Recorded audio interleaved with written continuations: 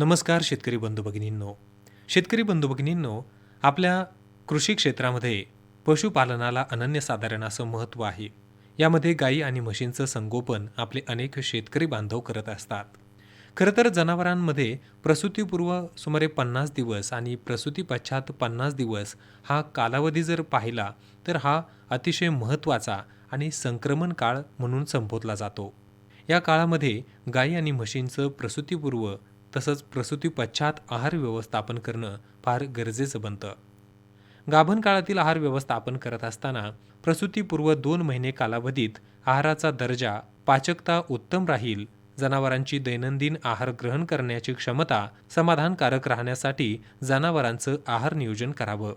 गायी म्हशींच्या गाभण काळात गर्भाची वाढ पहिले 6 महिने हळूवार होत असते. त्यानंतर 3 महिन्यात ती झपाट्यानं म्हणजे पहिल्या 6 महिन्याच्या वाढीपेक्षा तिप्पट होते. म्हणून या काळात पुढील दुग्धवाढीच्या आणि गर्भाच्या पोषणाच्या दृष्टीनं जादा शक्तीचा संचय करून ठेवण्याची गरज पडते.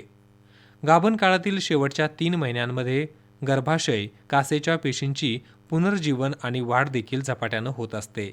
या सर्व गोष्टींमुळं गायी म्हशींना गाभण काळातील शेवटची 3 महिने अतिरिक्त खुराक देणं आवश्यक असतं. गाभण काळातील शेवटच्या 2 ते 3 महिन्यांमध्ये गायी आणि म्हशींचे दूध काढले जात नाही. त्याला भाकड काळ म्हणतात.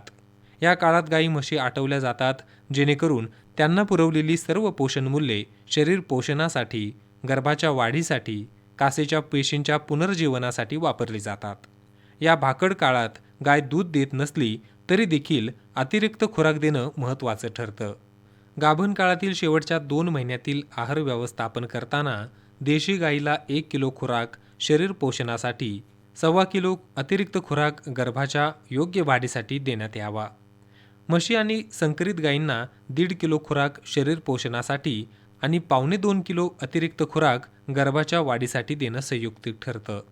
या व्यतिरिक्त गायी म्हशींना प्रतिदिन 5 ते 6 किलो सुका चारा आणि 20 ते 22 किलो हिरवा चारा एकाच वेळी न देता विभागून थोड्या थोड्या वेळानं कुट्टी करून द्यावा, जेणेकरून चाऱ्याची नासाडी न होता नुकसान टाळता येईल.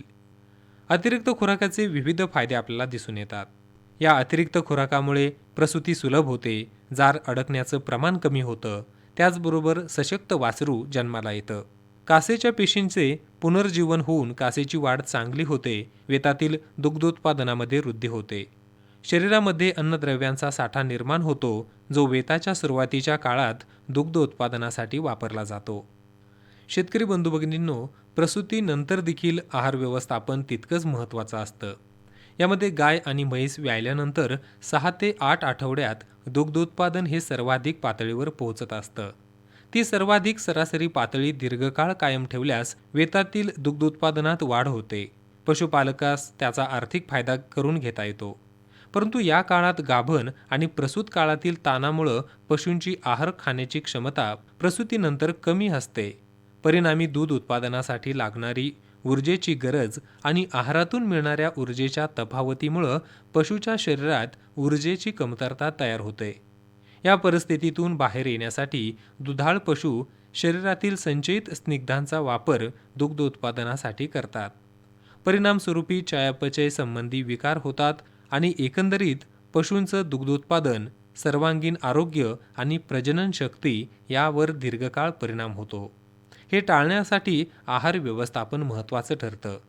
प्रसूतीनंतरचे 5 ते 6 दिवस तेलबियांपासून मिळणाऱ्या पेंडींचा आहारात वापर टाळावा.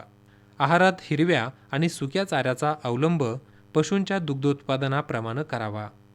अशा प्रकारे शेतकरी बंधू भगिनींनो, आपल्या गायी आणि म्हशींचं प्रसूतीपूर्व आणि प्रसूती पश्चात आहार व्यवस्थापन केल्यास आपल्याला दुग्धोत्पादनात मोठी वाढ करता येते. त्याचबरोबर आपल्या पशूंचं आरोग्य देखील चांगलं बनवता येतं.